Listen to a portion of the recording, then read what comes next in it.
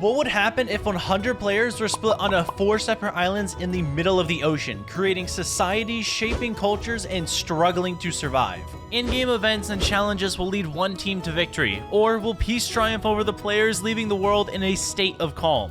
Watch to the end to find out.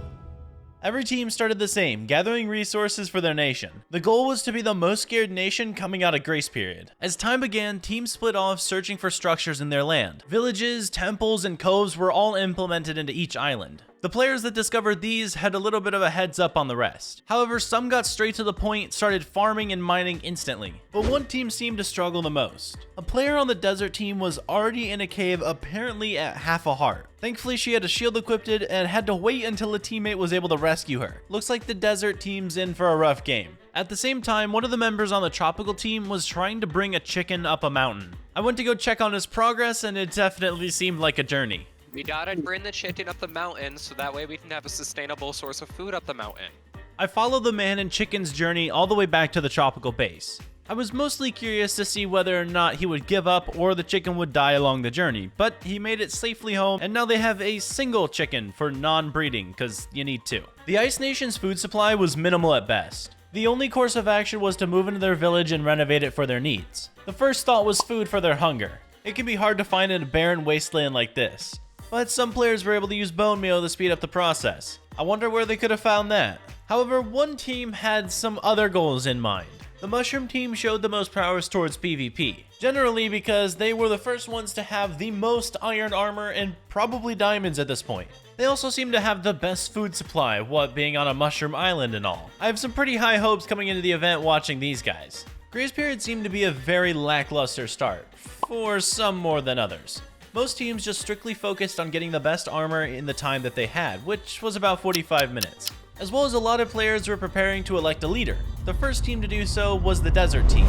Oh, what the? That's me? I don't like this. They not only used their grace period to get more armor and food, but to come up with speeches and form as many of their own alliances, such as the Pickle Squad, led by Birdseye.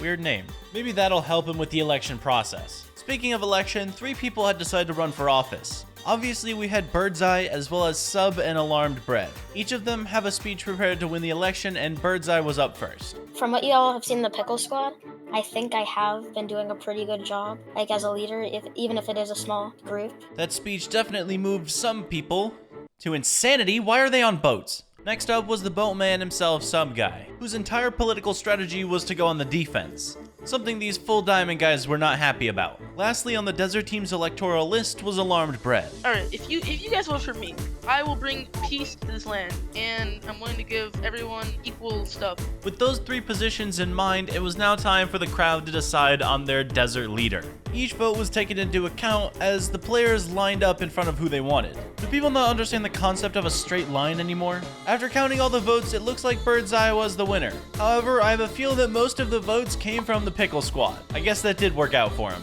Next up was the Mushroom team, who had an entire list of candidates who wanted to do speeches. First up was Crazy Gal, who was not only not a gal, but their entire political stance was that their father was a war veteran. Or was it grandfather? I don't know, but I guess they're qualified to lead. Next up was my mate Ryan, and man would I lead the battle charge for him.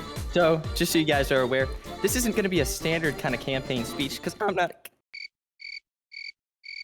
I'm not a standard guy. If you will all direct your attention to the Discord real quick.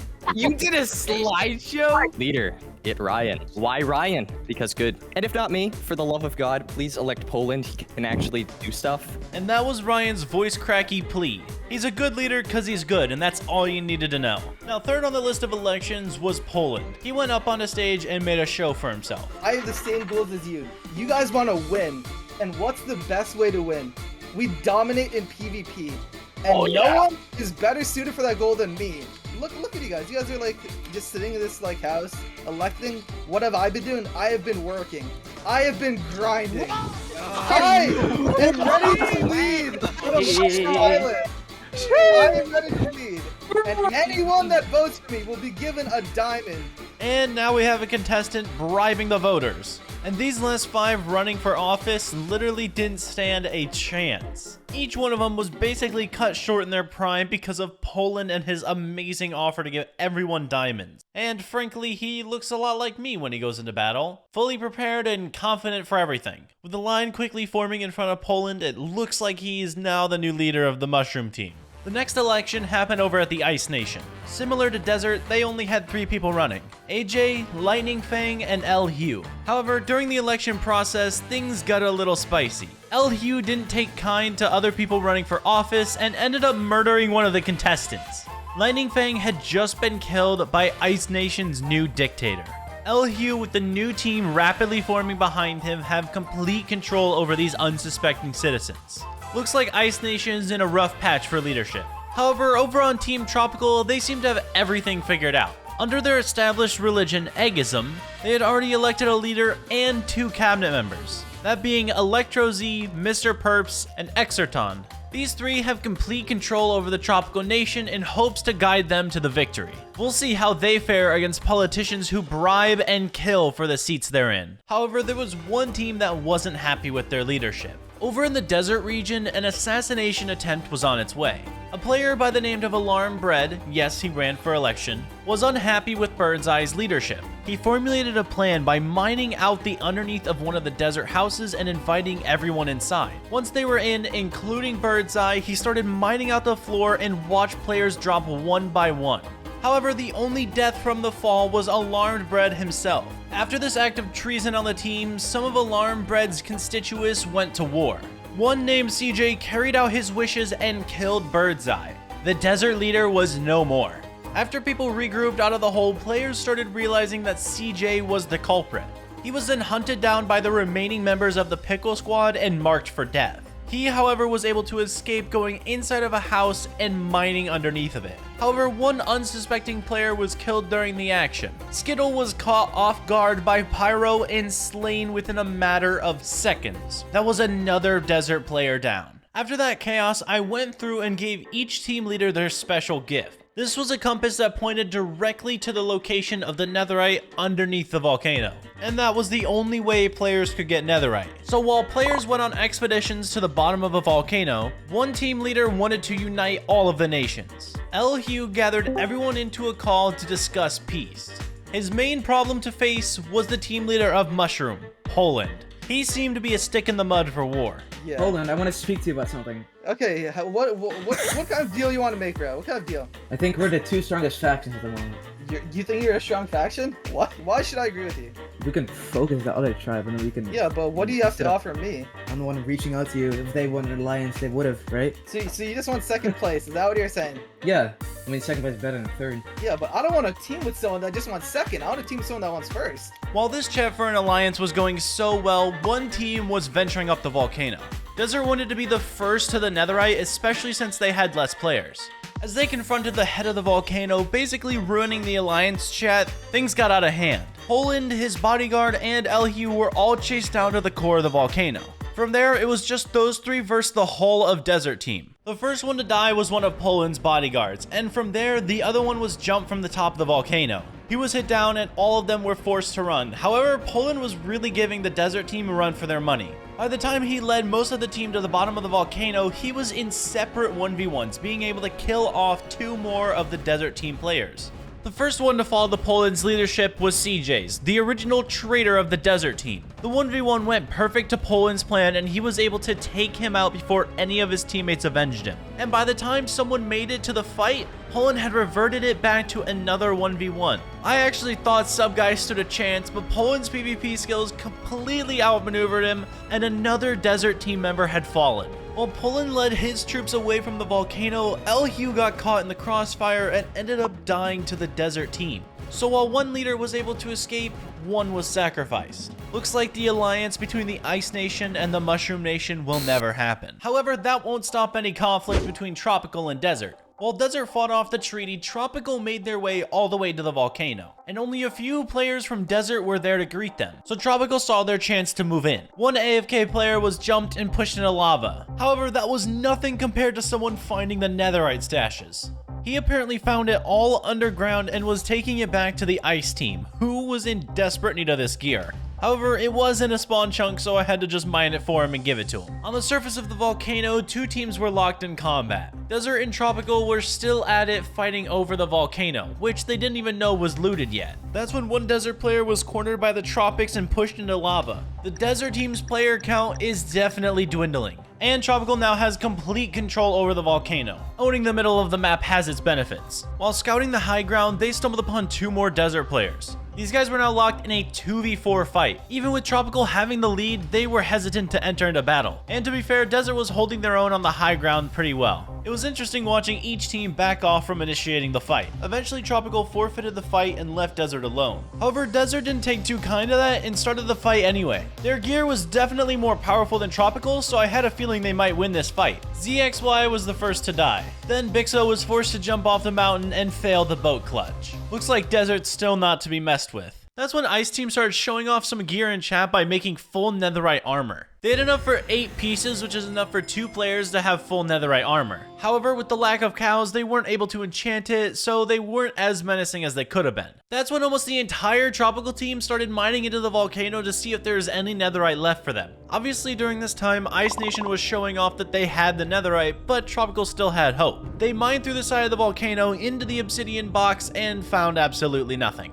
Back over on the Ice team, we finally see them leaving their home base. This was going to be the first look at any other island, and of course it was the volcano. Eventually, Tropical was seen leaving the volcano. Looks like they're finally on the hunt for another team to kill. And that's exactly what happened when they ran into Mushroom Team. A few from Tropical were able to spot some of the Mushroom players and chase them in boats. One player was left behind on one of the Mushroom lily pads and was completely taken out by the Tropical gang. Yes, 9 players were needed to take out one guy in regular iron armor. However, that didn't stop Tropical from ganging up on another Mushroom Team member. He even tried to pearl away. Unfortunately, that didn't work and he was killed by all of Tropical. Looks like they've put together quite a successful team. But it didn't stop there. While boating, they found another player, this one from the Ice team. He ran his boat right into the volcano with basically nowhere to run. Mr. Perps even hopped in his boat, causing him to jump out. He tried his best to swim away, but eventually was caught and killed by the Tropical team. Looks like we found our new force of nature. However, Mushroom Team was definitely on the rise. They left their island and searched for a fight. That's when they stumbled across the Netherite team, aka Ice. They took the battle to the ocean where we had a boat chase. While some players were left behind to die, others escaped from the madness. This was the longest chase in history. However, the only reason it was going on is to get that netherite armor. But that didn't stop 2 of the other teams from colliding. The remaining 2 players on Desert were confronted by 3 Tropical members. Tropical held the high ground on these 2 but initiated the fight anyway. They fell directly on the Desert team in hopes to catch them off guard. But the fight quickly turned hands over to Desert as they were annihilating on the Tropical players. As one was killed, the third came in and joined the battle. However, his other teammate ran down the volcano scared for his life. As he was now faced against 2 Diamond players, he was ultimately killed, making these 2 from Desert almost unstoppable.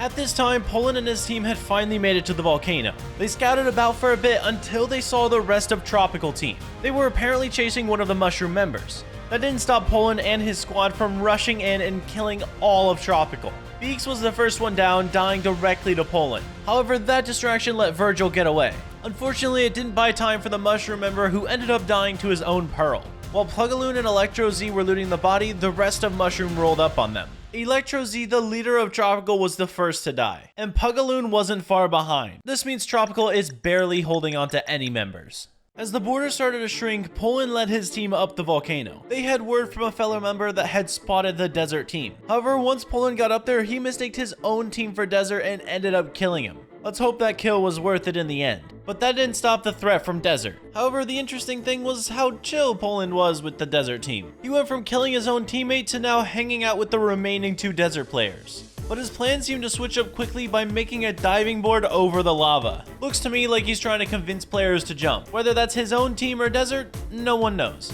Neighbor Ducky was told to walk the plank. but he had a different idea in mind. He mined the block below Poland, and Poland successfully water clutched on the obsidian down below at the volcano. Pyro now in a technical 1v1 against Poland, his teammate Neighbor Ducky jumped down to help him. From there, Poland persisted in fighting in the 1v2 until his teammates showed and backed him up. Mushroom Team then forced them off the side of the volcano, where Pyro was able to make an amazing water bucket clutch but end up dying to fall damage anyway. Neighbor Ducky tried running as fast as he could but ended up getting stopped by magma blocks, where Poland was able to kill him. Inadvertently, Ice has just witnessed the last of the desert team being killed. With the fire in Poland's eyes, it looks like they were next. Flame Worm, $1,000,000, and Chicken Soup were some of the last Ice team players remaining. Flame thought that he could take on Poland and ended up getting absolutely destroyed by Poland's axe. He turned to run but was chased vigorously through the water. He thought diving was the best play but ended up having to come up for air and dying to Poland.